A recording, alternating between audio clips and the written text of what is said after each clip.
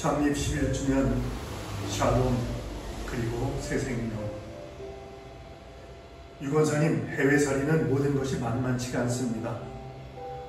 물건 하나 사는 것부터 시작해서 사람 쓰는 일, 정보를 나누는 일 등등 알파에서 오메가까지 신경이 곤두선 가운데 해도 늘 찜찜한 일투성입니다. 생활이 늘 긴장하게 만들고 브라질 정착 과정이 늘 조마조마했고, 그래서 무의식 중에 긴장하고, 일단 모든 사람을 대할 때 나 아니면 남이란 삶의 방정식이 적용되고 있어서 관계가 갈수록 살벌해지고 친구가 되고 이웃이 되기가 쉽지가 않습니다. 배신과 배반의 프레임으로 세상을 보게 되고 상대방의 약점을 찾아 숨겨 비추게 뒀다가 필요할 때 날선 공격 무기로 씁니다.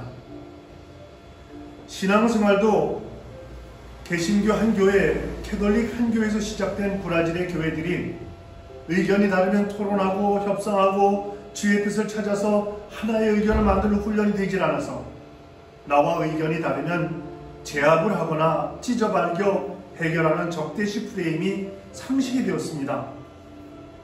이게 세포 분열이 되듯 나눠져 너나 할 것 없이 학고방 같은 교회 수십 개가 된 것이 오늘날 전 세계적인 기독교계의 현실이 되었습니다. 동남아의 경우에는 한국의 유명한 교회 목사가 다녀가면 교회가 하나 생긴다는 속설이 있을 정도입니다. 우리 교단 교회가 그 도시에 있나 없나를 따졌다가 교파 확장을 주님의 뜻으로 프레임 씌워서 개척을 하고, 목회자를 보내다 보니 주님의 교회가 아니라 교파의 교회, 큰 교회의 지교회는 될지 몰라도 하나님의 교회가 되는 일은 묻지도 따지지도 않고 당연하도 여기는 무식함이 주님의 몸된 교회의 생채기를 내고 있습니다. 한 교회를 세우기 위해서 교파 혹은 교회 차원에서 인구 분포를 조사하고 자립 가능성, 선교 우선순위 등을 면밀하게 검토하고 지역교회와 협력해서 교회를 만들어가는 정책이 참 아쉽습니다. 한 교회에, 한 도시에 한 한인 교회가 없는 것이 너무나도 많은 상황인데 선교 역량은 태부적이어서 늘 아쉽고 안타깝습니다. 그래서 선교사들이 모이면 어떤 곳에 선교지를 세울까 하는 토론으로 밤을 새우고 있지만 현실은 그렇지가 않아서 늘 아쉬웠습니다. 자책하면서 하는 말이 선교지가 아니라 상파우르의 오뚜기 마트에 가면 선교사 몇 사람을 만난다는 말을 하면서 서로 웃습니다. 내가 목회하는 것은 한인 인구 300명이 캄피라스와 피라시카바 인근 도시 지역에 한국공단 가족들로 흩어져 살고 있습니다. 캄피라스에는 주재원 몇 명이 공명심에 캄피라스 한인교회를 쪼개 신학교 건물에서 개척한답시고 주님의 뜻에 자기 의시되는 욕심을 숨기더니 어느 날 본사가 앞장섰던 주재원 집사를 한국으로 발령낸 후 흐지부지 흩어졌던 일이 엊그제 같습니다. 또한 비라시카바에서도 작년에 교회가 하나 세워지며 샬롬이라고 이름을 붙이고 상파울루와 비라시카바에 두 샬롬 교회가 있었다고 하네요. 본디 그 뜻이 평화일지인데 샬롬이라고 쓰고 분열이라고 읽으며 피눈물을 흘리며 흘리던 기억이 생생합니다. 결국 두 샬롬 교회는 무슨 이유인지 몰라도 공중분해되어 사라지고 말았습니다.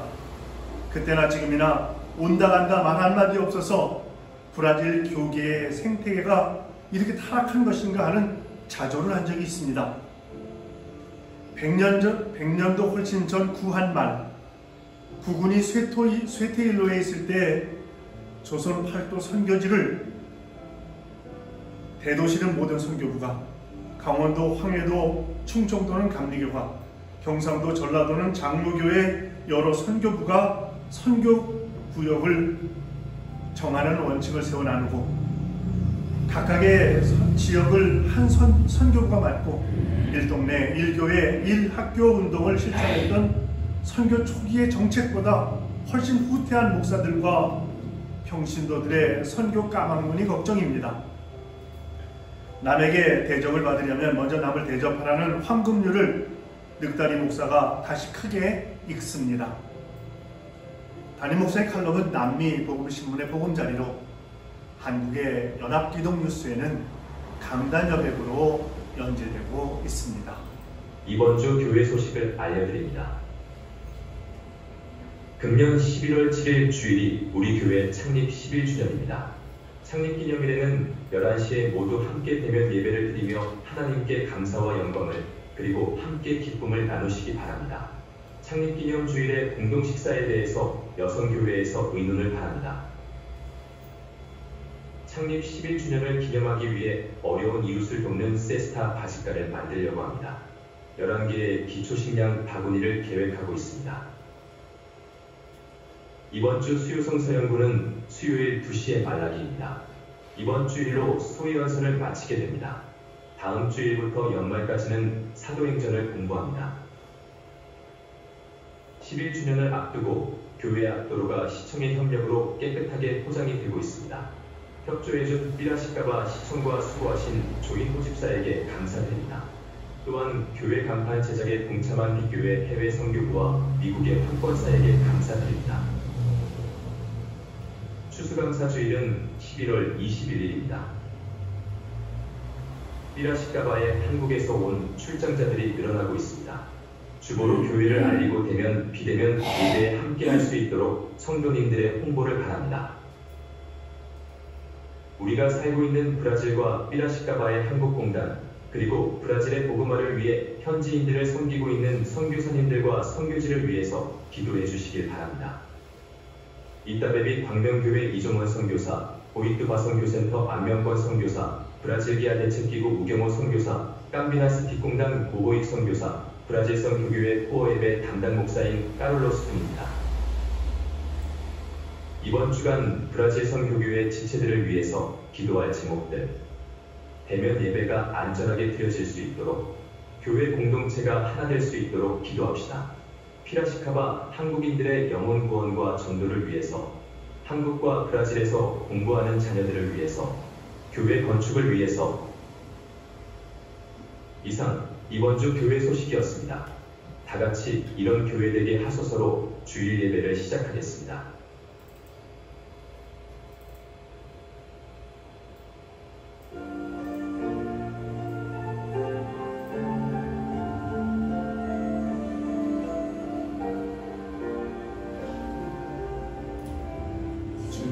진정한 예배가 숨쉬는 교회 주님이 주인 되시는 교회 믿음의 기도가 쌓이는 교회 최고의 찬양을 드리는 교회 말씀이 살아 움직이는 교회 성도의 사랑이 넘치는 교회 섬김과 헌신이 기쁨이 되어 열매 맺는 아름다운 교회 주님의 마음 닮아서 이웃을 사랑하는 교회 주님의 영광을 위해서 빛 대신 주님 전하는 교회 사랑의 불꽃이 활짝 피어나 날마다 사랑에 빠지는 교회 주께서 사랑하는 우리 교회가 이런 교회 되게 하소서.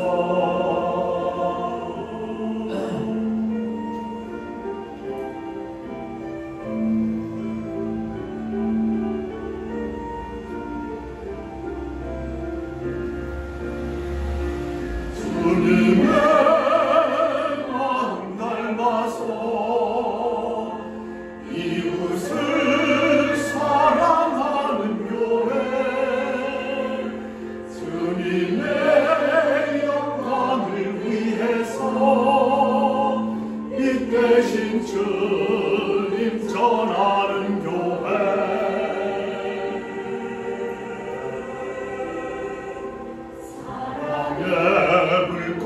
꽃이 활짝 피어나 날마다 사랑에 빠지는 교회, 주께서 사랑하는 우리 교회가 이런 교회 되게 하소서. 주께서 사랑하는 우리 교회가 이런 교회 되게 하소서.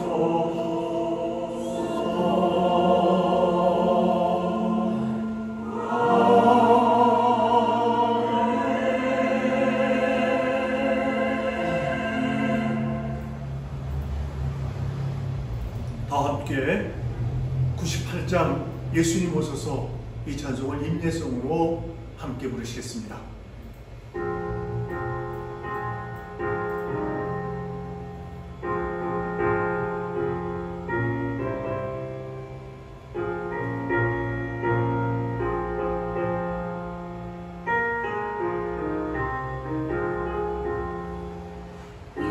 예수님 오소서 임마누엘 우리 주 이곳에 오셔서 기도 들어주소서. 능하신 주께서 그 신이루에 가서 간구하는 우리의 기도를 들어주소서. 예수님 오소서 임마누엘 우리 주 보좌를 떠나서 사람 몸을 입었네. 높은 자 낮추고 비천한 자 높였네. 만민 위해 오셔서 사슬을 풀어주소서.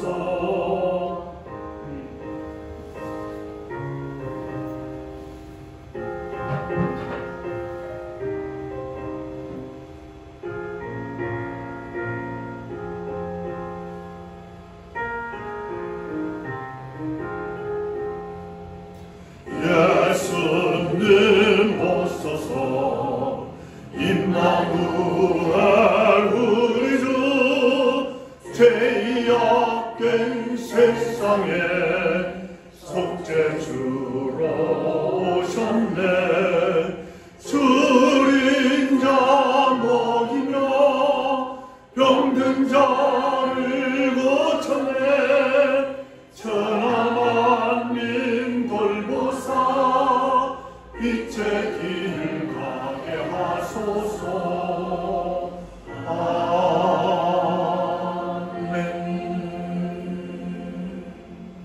다 함께 조용한 기도를 드리시겠습니다. 감사함으로 그 문에 들어가며 찬송함으로 그의 궁정에 들어가서 그에게 감사하며 그의 이름을 송축할지어다. 여호와는 선하시니 그의 인자하심이 영원하고 그의 성실하심으로 대대에 이르리로다. 아멘. 찬송가 42장을 함께 부르시겠습니다.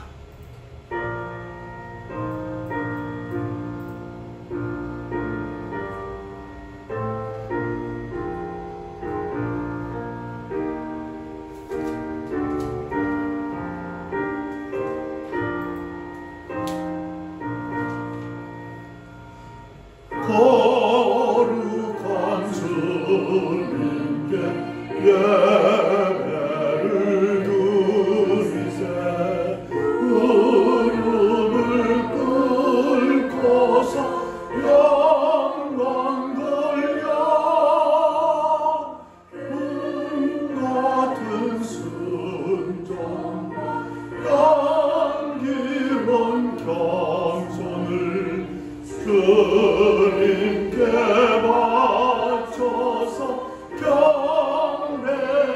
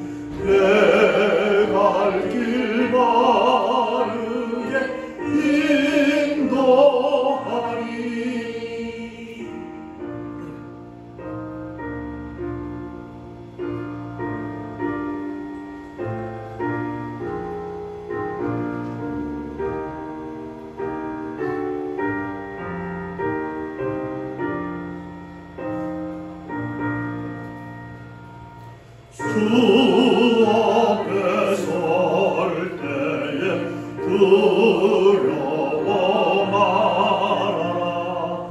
가난한 우리를 도우시리. 오베론 진리와 온유한 사랑은 주님께 다 바친 귀한 예물.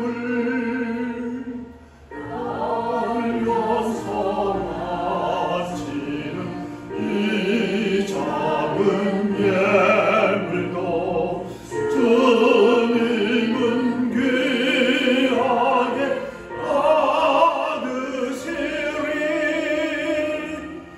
작은 밤지 새 아침 맞으니 믿음과 소망을 늘 주시리. 아멘.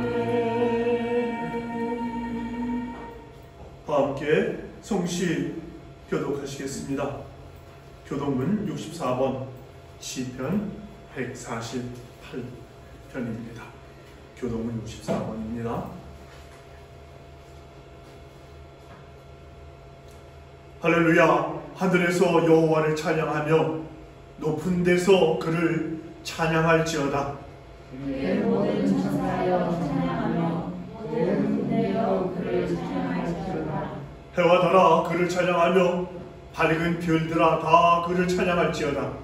하늘 하늘도 그를 찬양하며 하늘 위에 있는 물들도 그를 찬양할지어다. 그것들이 여호와의 이름을 찬양함은 그가 명령하심으로 지음을 받았음이로다. 그가 또 그것을 영원히 세우시고 해하지 못할 명령을 정하셨도다. 여호와의 이름을 찬양할지어다. 그의 이름이 홀로 높으시며 그의 영광이 땅과 하늘 위에 뛰어나심이로다. 그가 그의 백성의 뿔을 높이셨으니 그는 모든 성도 곧 그를 가까이하는 백성 이스라엘의 자손의 찬양받을 이시로다. 할렐루야. 아멘. 다 함께 사도신경으로 우리들의 신앙을 고백하겠습니다. 나는 전능하신 아버지 하나님 천지의 창조주를 믿습니다. 나는 그의 유일하신 아들 우리 주 예수 그리스도를 믿습니다. 그는 성령으로 잉태되어 동정녀 마리아에게서 나시고 본디오 빌라도에게 고난을 받아 십자가에 못 박혀 죽으시고 장사된 지 사흘 만에 죽은 자 가운데서 다시 살아나셨으며 하늘에 오르시어 전능하신 아버지 하나님 우편에 앉아 계시다가 거기로부터 살아있는 자와 죽은 자를 심판하러 오십니다. 나는 성령을 믿으며 거룩한 공교회와 성도의 교제와 죄를 용서받는 것과 몸의 부활과 영생을 믿습니다. 아멘.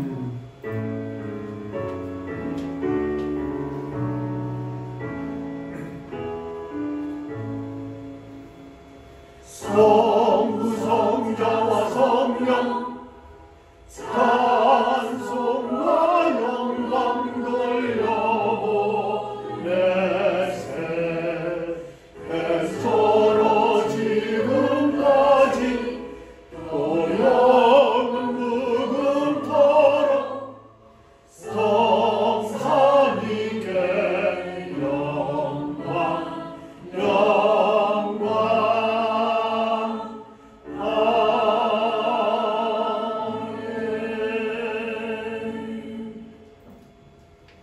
자리에 앉아주시길 바랍니다.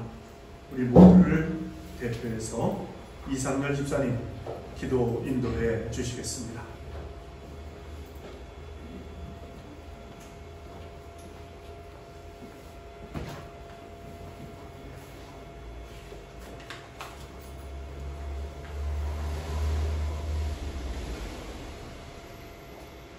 하나님 아버지, 항상 저희와 함께하여 주시고 오늘 거룩한 주일을 허락하여 주심으로 주님 앞에 나와 예배드리게 하시니 감사드립니다. 아멘. 이 시간 정성스러운 예배를 드릴 수 있도록 저희 모두의 마음에 진실함을 주시고 신령한 예배를 드림으로 주님께는 영광이 되게 하시고 저희에게는 큰 은혜의 시간이 되게 하여 주시옵소서. 아멘. 주님의 놀라운 축복을 받았음에도 불구하고 이전의 습관과 태도를 버리지 못한 채 여전히 주님의 은혜와 사랑을 거역하는 악만한 삶을 살고 있는 저희를 고백합니다. 주님의 뜻대로 산다고 입술로는 말을 하면서 여전히 사단의 유혹을 뿌리치지 못하여 이중적인 삶을 살고 있는 저희를 용서하여 주시옵소서. 아멘. 저희의 가슴에 응어리로 남아있는 쓴 뿌리를 없애주시고 아멘. 저희의 상처를 치유하여 주시옵소서. 아멘. 저희를 구원하여 주시옵소서. 아멘. 더 이상 저희를 죄의 길에서 허덕이지 않도록 인도하여 주시옵소서. 아멘. 저희들 주님 앞에 무릎 꿇게 하셔서 한마음 한뜻으로 주님의 뜻을 분별하여 나아가는 영혼이 살아있는 저희들이 되게 하여 주시고 아멘. 기도와 말씀으로 믿음을 굳게 가지고 만나는 사람들마다 예수의 사랑을 실천하게 하여 주시옵소서. 아멘. 하나님 아버지, 말씀으로 우리를 깨우쳐 주시옵소서. 아멘. 주 안에서 지체인 우리가 머리로만 아니라 일상에서 서로를 가슴으로 이해하고 사랑하며 품어줄 수 있게 하여 주시옵소서. 아멘. 우리의 손으로 우리의 발로 봉사하며 헌신하는 삶을 기쁘게 생각하며 살아갈 수 있도록 믿음을 더하여 주시옵소서. 아멘. 우리가 처한 환경이나 상황으로 인하여 감사와 찬송을 잃어버리지 말게 하시고 아멘. 주님을 찬양하는 것만이 인생의 본분임을 깨닫게 하여 주시옵소서. 아멘. 오늘도 말씀 전하실 목사님을 기억하시어 기름 부음을 충만케 하시고 영을 더하여 듣는 이마다 아멘으로 화답하게 하시고 아멘. 아멘으로 화답하는 저마다 약속된 축복이 가정, 자녀, 직장, 사업체 위에 넘치게 하여 주시옵소서. 아멘. 예배를 위하여 각 처소에서 헌신하는 손길들을 기억하셔서 축복을 더하여 주시옵고 그 피곤한 육체 위에 참된 평화와 기쁨으로 충만케 하여 주시옵소서. 아멘. 예배 마치는 시간까지 홀로 영광 받으시옵고 예수 그리스도 이름으로 기도드립니다. 아멘.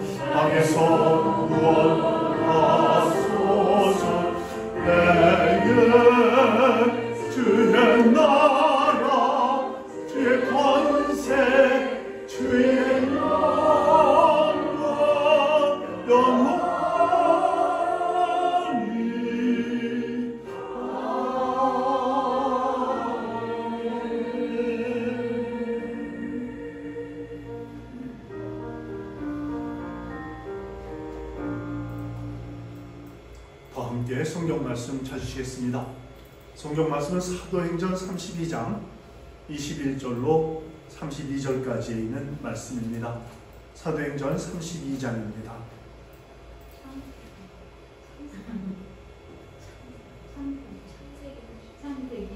죄송합니다.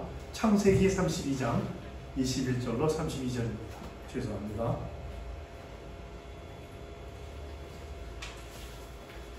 제가 한 절 읽고 여러분들이 한 절 읽으셔서 32절까지 함께 읽도록 하시겠습니다.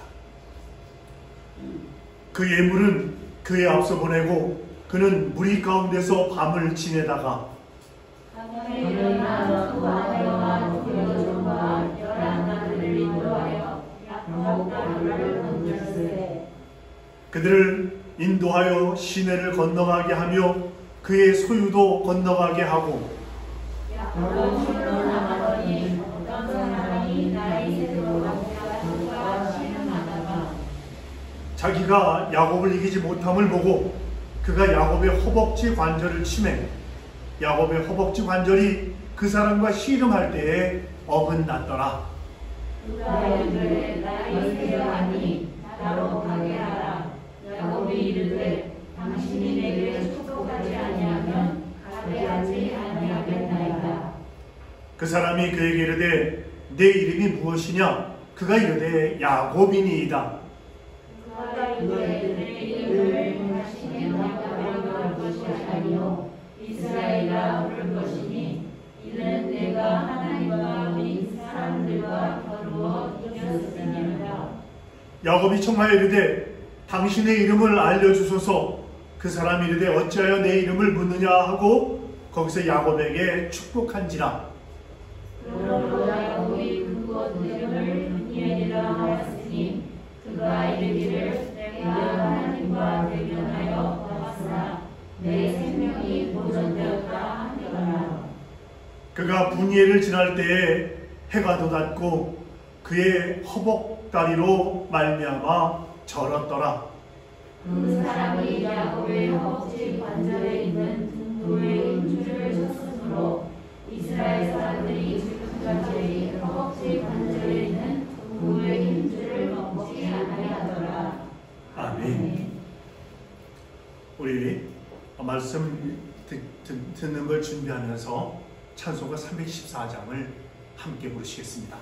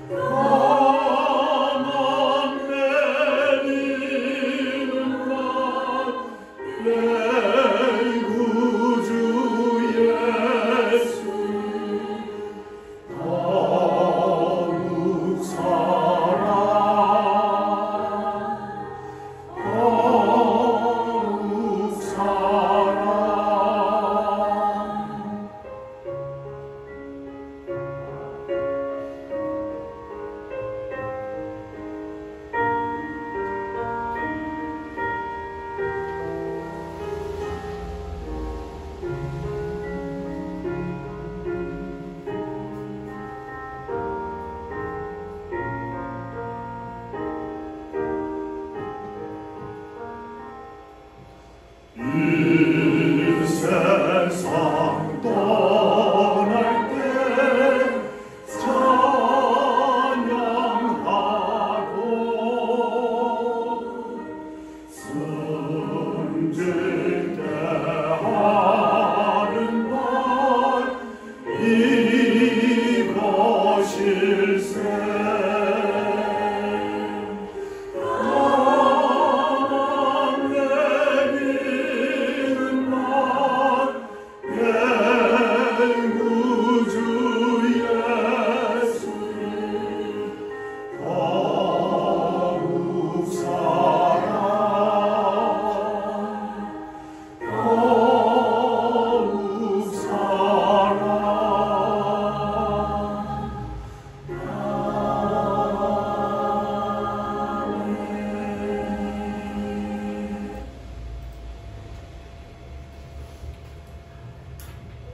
코로나 바이러스로 2년을 허송세월했다, 그런 이야기도 들리고, 코로나 바이러스 2년은 참 의미 있는 기간이었다고 그렇게 얘기하는 성도들도 있습니다. 어떤 분들은 알곡과 쭉정이를 분별하는 기간이었다고 말씀하시는 목사님들도 계십니다. 어쨌거나 우리는 코로나 바이러스 시대를 마감하면서 많은 생각을 하면서 요즘 보내고 있습니다. 다음 주일이면 우리 교회는 창립 11주년을 맞이하게 됩니다. 어렵고 힘든 기간 동안 하나님의 기적을 체험하는 그런 기간이었습니다.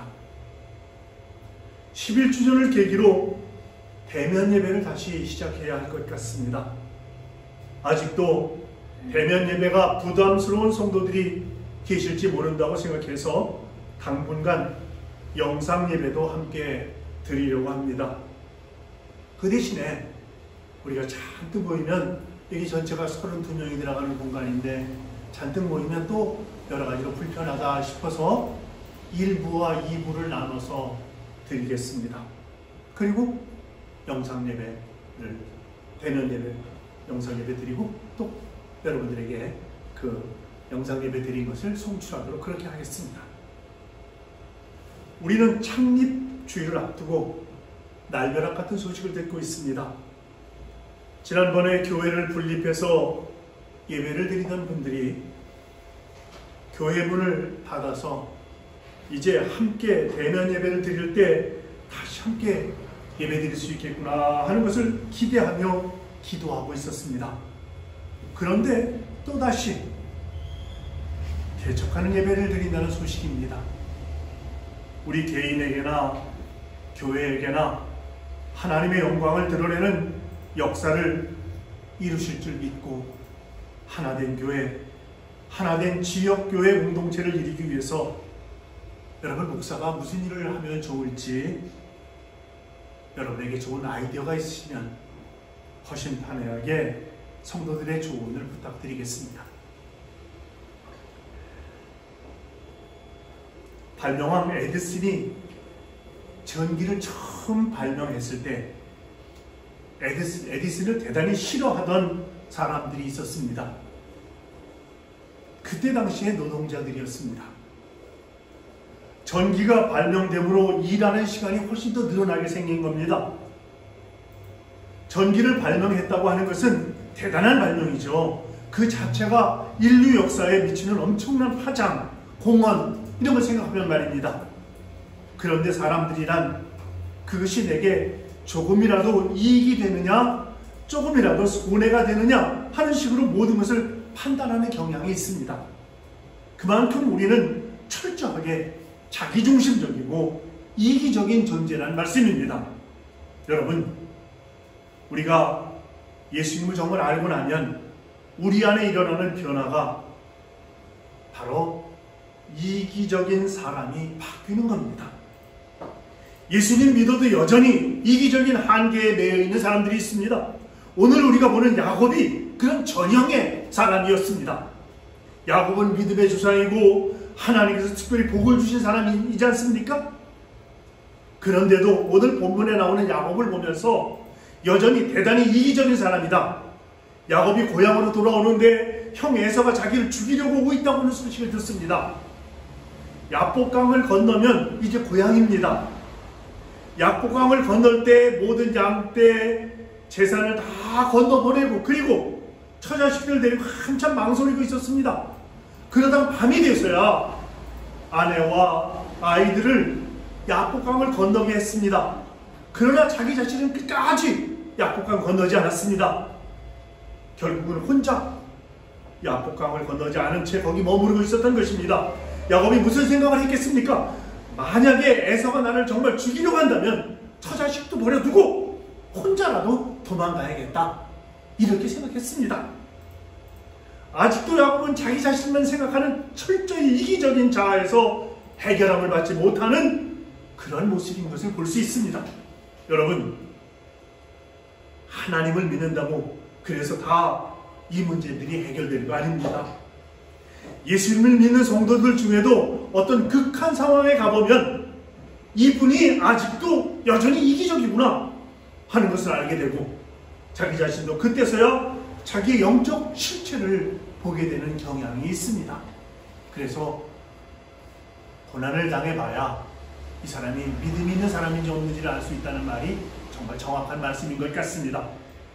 하여튼 야곱은 그런 사람이었습니다. 그런데 그날 밤에 야복강에서 야곱은 일생 평생 잊을 수 없는 영적인 체험을 하게 됩니다. 처자식까지 다 건너보내고 혼자서 불안에 떨고 있을 때, 그 밤에 잠을 자지 못하고 있는 야곱에게 누군가 확 덮쳤습니다. 마치 밤에 사람을 기습하듯이 누가 싸움을 걸어오는데, 야곱은 자기를 죽이려고 하는 사람인 줄 알고 그 사람은 밤새 싸웠습니다. 그런데 그 사람은 하나님의 천사죠. 나중에는 그가 하나님이었다고 하는 말이 나옵니다만, 하나님의 천사와 밤새도록 싸우는 유명한 야복강가에서의 씨름 이야기가 나오는 배경입니다. 여러분, 사람과 천사가 어찌 상대가 되겠습니까? 그러나 야곱은 상대가 되었습니다. 이 말은 야곱이 참 대단한 씨름꾼이다, 싸움 잘하는 사람이다, 이런 뜻이 아니라 야곱이 정말 자기 자아가 강한 사람이구나, 이런 뜻으로 이해할 수가 있겠습니다. 성경이 말하려고 하는 것은 야곱은 정말 자아가 강한 사람, 결국은 하나님의 천사가 도저히 야곱을 꺾을 수 없으니까, 그 자아를 꺾을 수 없으니까, 꺾어지지 않으니까 천사가 야곱의 허벅지뼈를 확 칩니다. 허벅지뼈는 여러분, 하체와 상체를 연결해주는 링크 같은 그런 부분 아닙니까? 고리 같은 그런 뼈 아닙니까? 그래서 허벅지뼈가 어긋나 버리고 말았습니다. 사람이 바로 서 있을 수가 없는 거죠. 다리를 저는 사람이 된 것입니다. 야곱이 이제는 더 이상 싸울 수가 없게 된 겁니다. 싸우기는커녕 도망도 갈 수가 없는 그런 처지가 되어버리고 말았습니다. 그때서야 야곱이 정말 이분이 대단한 분이시구나, 사람이 아니구나 하는 것을 알게 되고, 그러고는 그 하나님께 매달립니다. 오늘 본문 26절을 보니까, 당신이 내게 축복하지 아니하면 가게 하지 않겠나이다. 꽉 붙잡고 축복하지 않으면 이거 못 놓겠다는 거죠. 그죠? 그런 겁니다.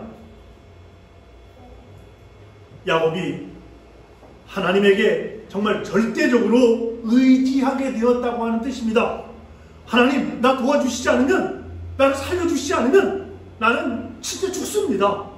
이제는 하나님밖에 저를 도울 수가 없고 하나님 외에는 나에게 길이 없습니다. 이렇게 되었다는 뜻입니다. 이제는 야곱이 정말 하나님을 의지하는 사람, 정말 하나님만 바라보는 사람이 되었다는 뜻이란 말씀입니다.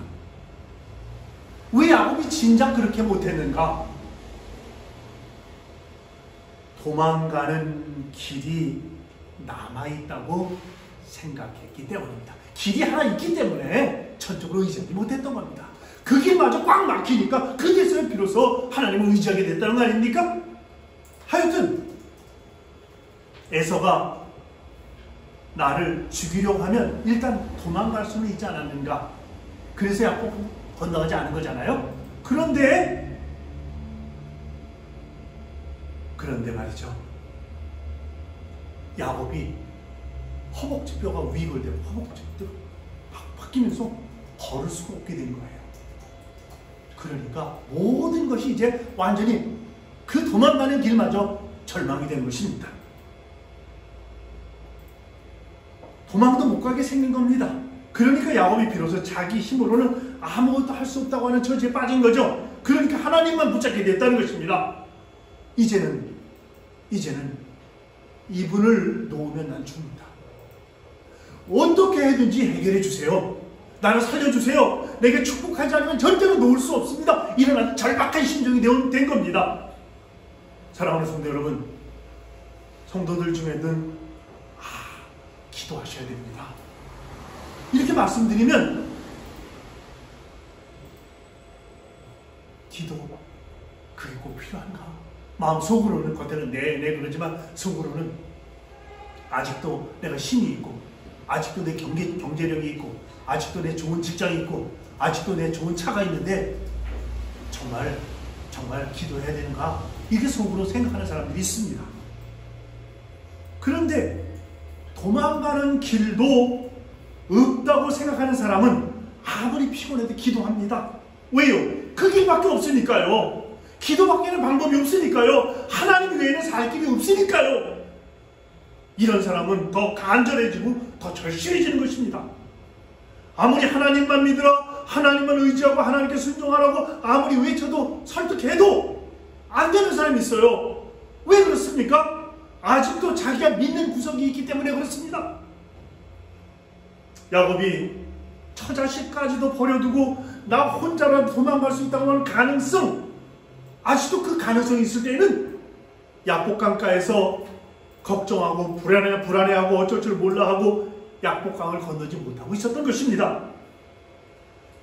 하나님을 믿는 사람이 아닌 모습으로 그렇게 있었다, 이렇게 정의드릴 수 있겠습니다. 그러나 하나님께서 야곱의 허벅지 관절을 치시고 도망도 못 가게 꼼짝없이 주저앉게 만드시고 비로소 야곱이 저절로 하나님을 믿게 된 것입니다. 하나님만 의지하게 된 것입니다. 야곱의 약복강 기도 사건은 진짜 하나님만 의지하게 된 사건이 되었다는 말씀입니다.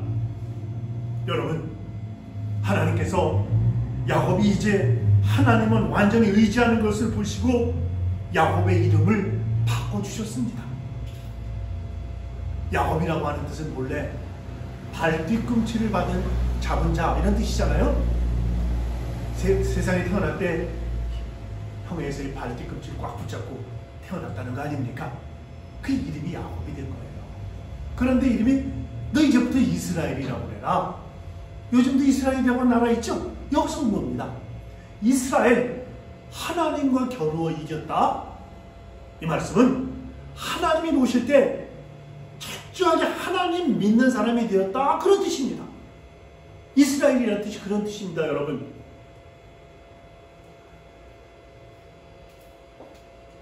그렇게 하나님을 믿는다고 하면서 진짜 하나님을 믿는지 안 믿는지는 누가 아세요?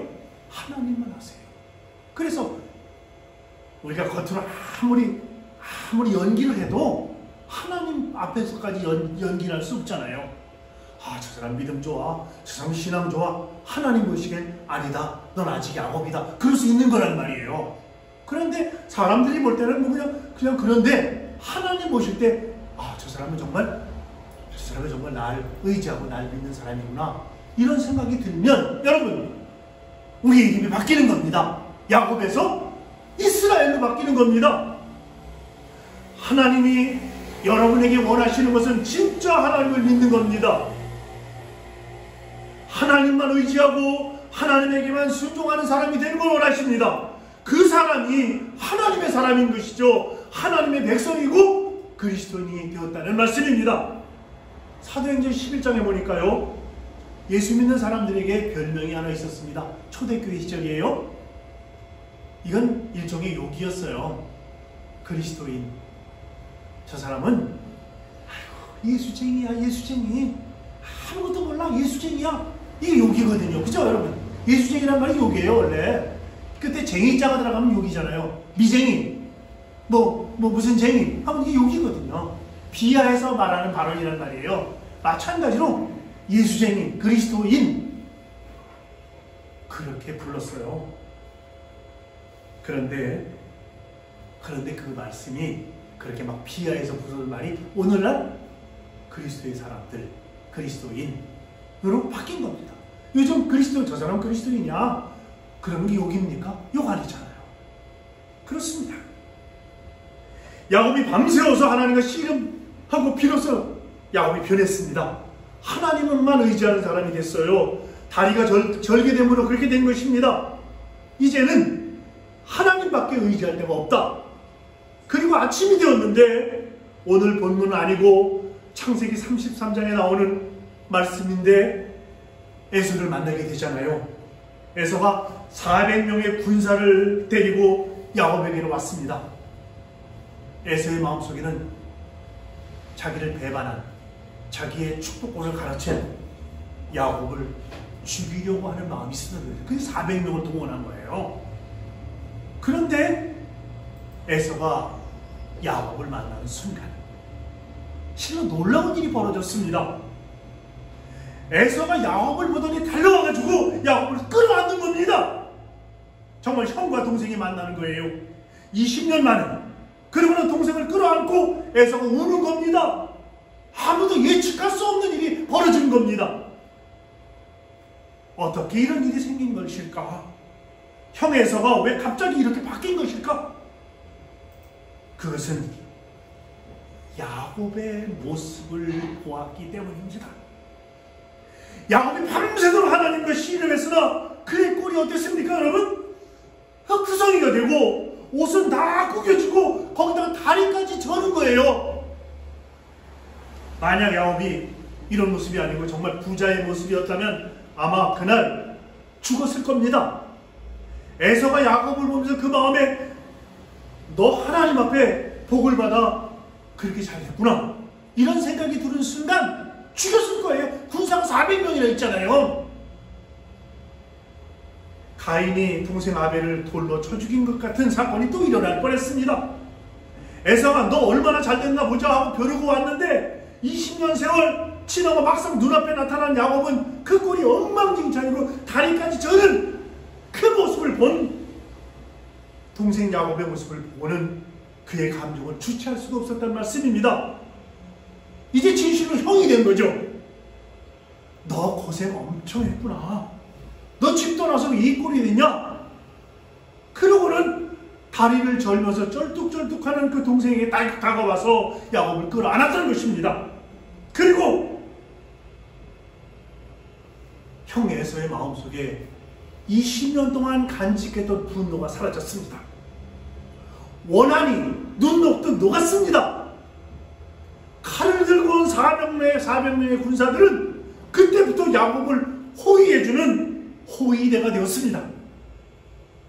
하나님만 의지하는 사람이 되니까 하나님의 역사가 나타나는 겁니다. 야곱의 다리가 위골이 되었지만 정말 하나님만 전적으로 의지하는 사람이 되니까 문제가 해결된 것입니다. 주일 예배를 드리는 우리에게 하나님은 도전해 오십니다. 너는 여전히 야곱이냐 아니면 이제 이스라엘이냐 이렇게 우리에게 묻고 계십니다. 여러분, 하나님 우리에게 너는 여전히 야곱이냐 아니면 넌 이스라엘이 변했냐 이 예배를 통해서 그럼 여러분 어떻게 대답하시겠습니까? 하나님 전 여전히 야곱입니다. 전 여전히 이기주의예요. 저는 저밖에 몰라요. 이러시겠습니까? 아니면 전 이스라엘로 변하기를 원합니다. 전적으로 하나님만 의지하며 살기를 원합니다. 이렇게 우리의 신앙이 바뀝니까? 여러분 어느 쪽입니까?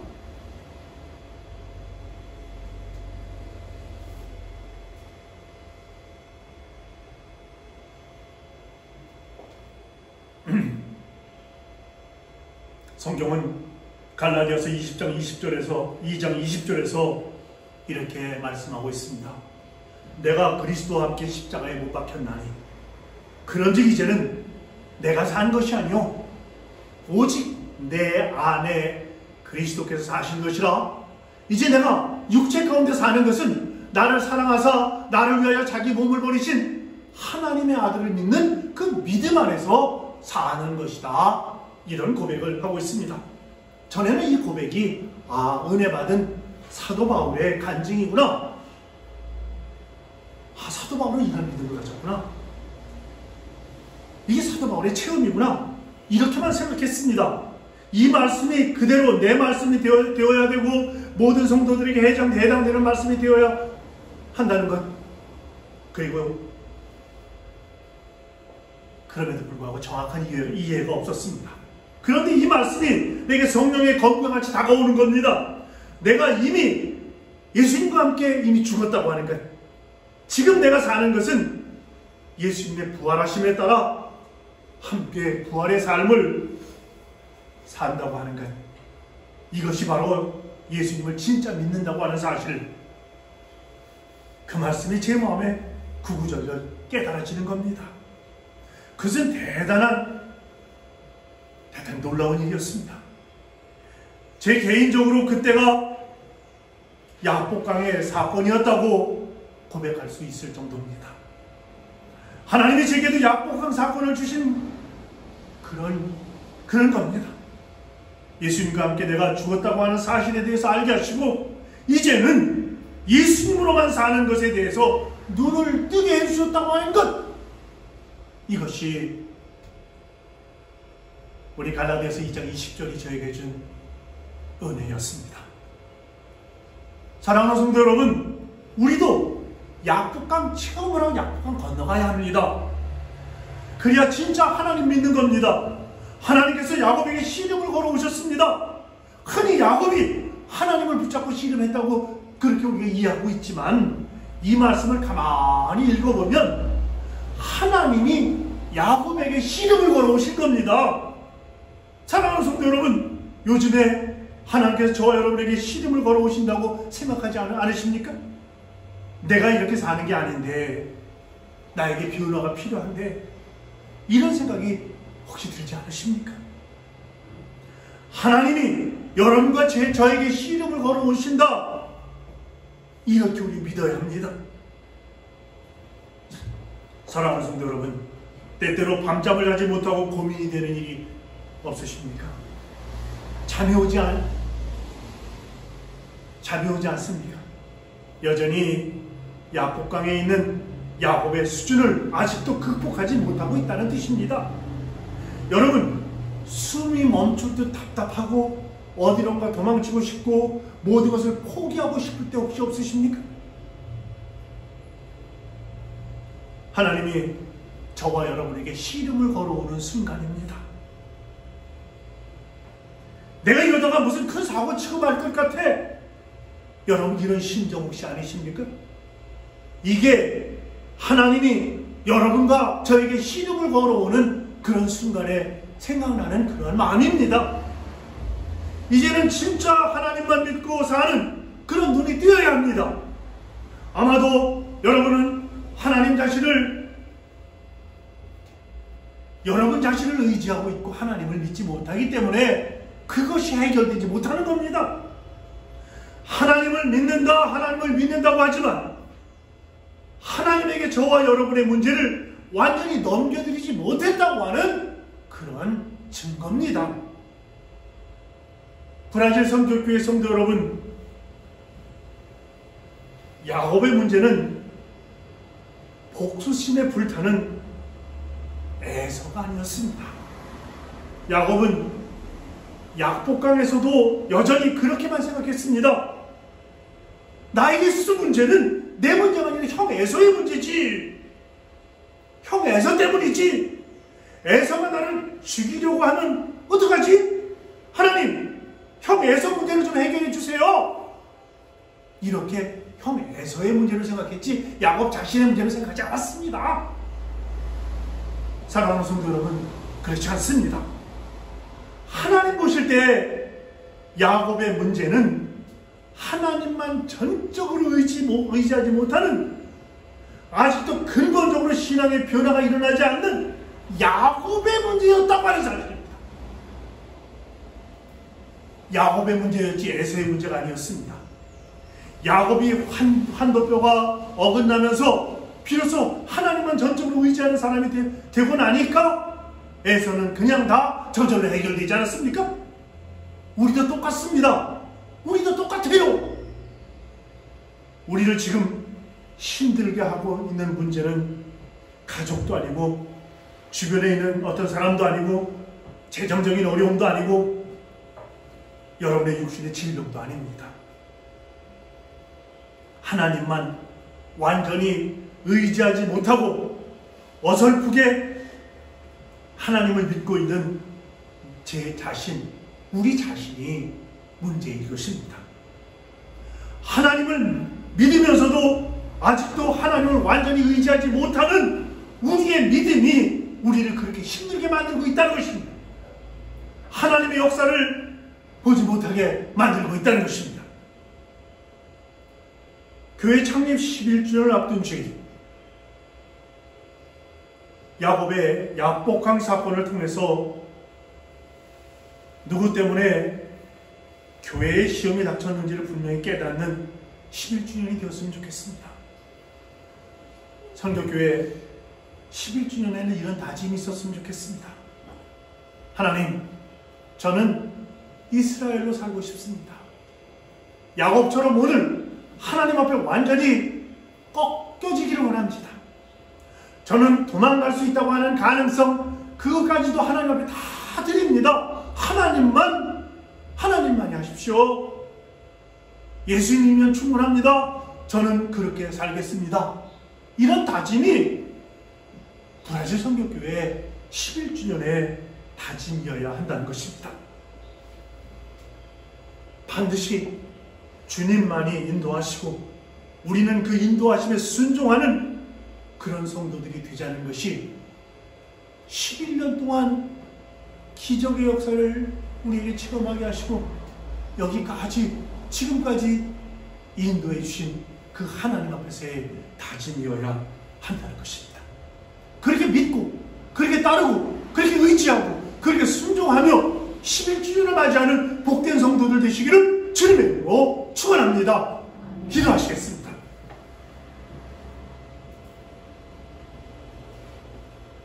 하나님, 제가 하나님만 전적으로 의지하는 사람으로 변화되어서 이 세상을 살고 싶습니다.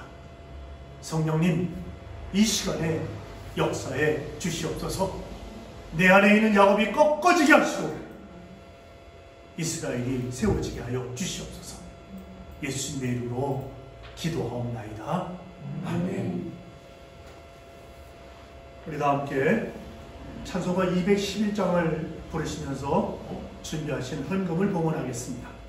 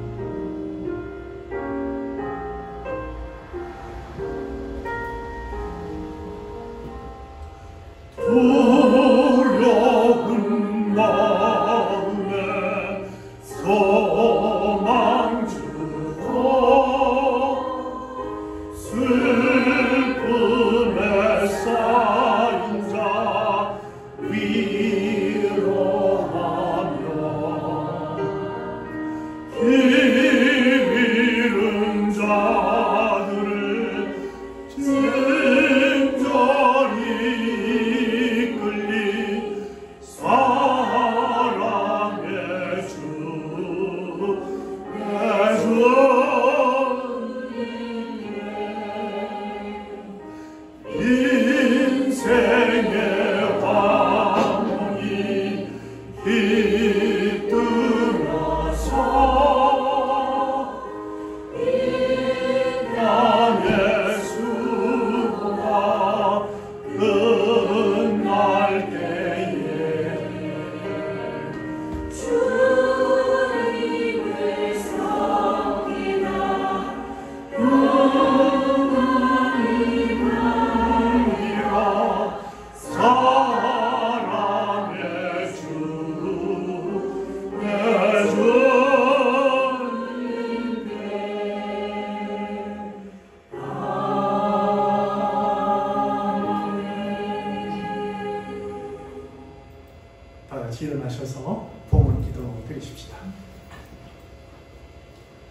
고맙고 감사하신 아버지 하나님, 우리의 적은 정성을 주님께 드렸습니다. 주님 받으시옵소서. 주님 흠양하시고, 그리고 우리에게 꼭 필요한 것이 무엇인지 살펴보시고 채워주셔서 전적으로 주님만 의지하며 사는 복된 성도들이 되게 하여 주시옵소서. 주님, 우리의 적은 정성을 한 곳에 모았사오니 아버지, 한 곳에 모인 이물질이 쓰여지는 곳에 하나님의 영광이 드러나게 하시고 우리 모두에게는 감사와 기쁨이 넘쳐나게 하여 주시옵소서. 우리 주 예수 그리스도의 이름으로 감사하며 봉헌하옵나이다. 아멘.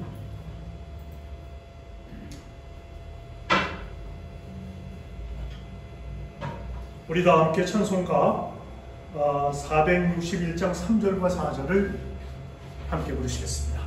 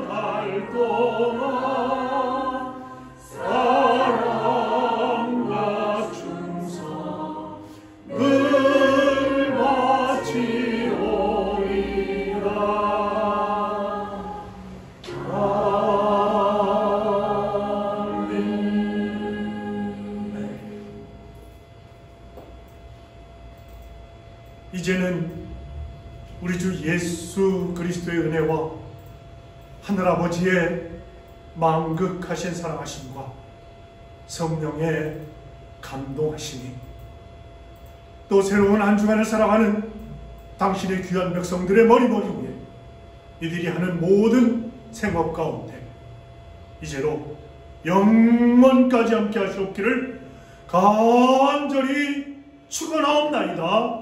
아멘.